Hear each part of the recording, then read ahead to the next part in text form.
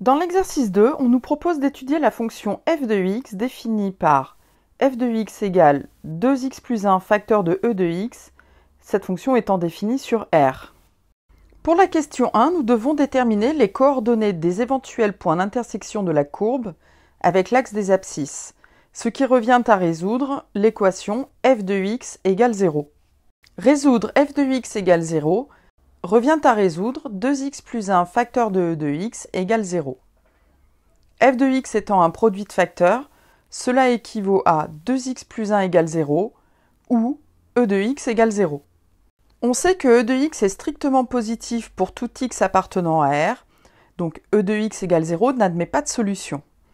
Il ne reste plus qu'à résoudre 2x plus 1 égale 0, ce qui revient à dire 2x égale moins 1, soit x égale moins 1 demi. Il y a donc un point d'intersection, deux coordonnées, moins 1 demi et 0. À la question 2, on doit dériver la fonction f. Je vous rappelle que tout produit UV se dérive en u'v plus UV'.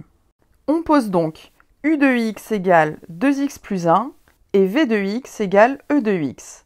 On calcule alors u' de x qui est égal à 2 et v' de x qui est égal à e de x.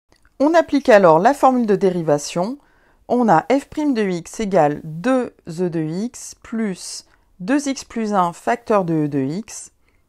En factorisant par e de x, on obtient e de x facteur de 2 plus 2x plus 1, soit e de x facteur de 2x plus 3. Pour étudier le signe de f', on étudie séparément le signe de chaque facteur. On sait que e de x est strictement positif pour tout x appartenant à R. On étudie donc le signe de 2x plus 3 en résolvant 2x plus 3 strictement positif. Ce qui revient à dire 2x strictement supérieur à moins 3, soit x strictement supérieur à moins 3 demi. On peut maintenant remplir le tableau de signes de f'. Sur la ligne des x, j'indique moins l'infini, moins 3 demi et plus l'infini. Sur la première ligne, je vais indiquer le premier facteur 2x plus 3 et sur le deuxième, e de x. Je complète alors avec les signes. 2x plus 3 s'annule en moins 3 demi et cela va donner donc moins et plus. Et e de x est toujours positif.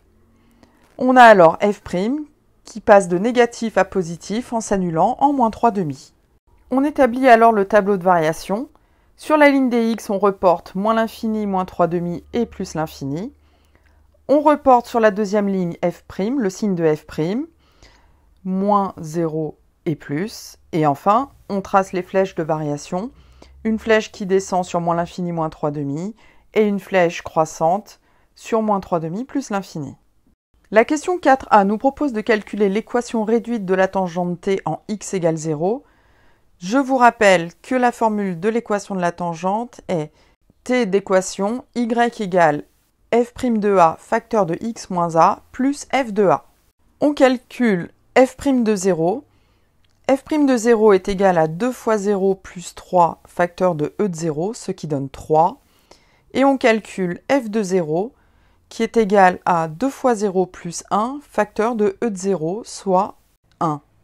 On applique alors la formule de l'équation de la tangente, ce qui nous donne t d'équation y égale 3 facteur de x moins 0 plus 1, soit t d'équation y égale 3x plus 1.